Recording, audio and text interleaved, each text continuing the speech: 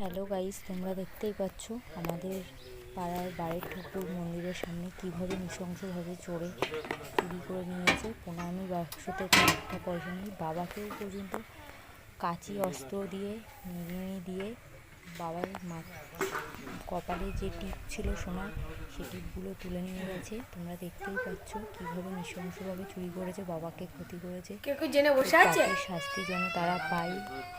তোমরা দেখো গাইস, তোমরা দেখো ইউটিউবে ছেড়ে দেবো। পাপের শাস্তি ওরা পায়। কিভাবে বাবার সাথে এরকম করেছে। ওখান থেকে ভয়েস দেওয়া যায়, জিনিসপত্র ছিল বাড়ি গিয়ে ভয়েস দেওয়া যায়।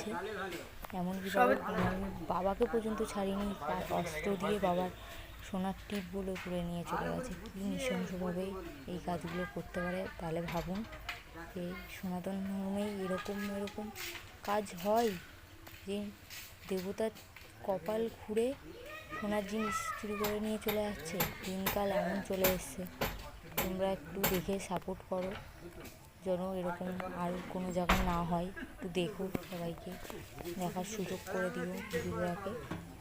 সবাই একটু পারলে শেয়ার কমেন্ট করো ভিডিওটা।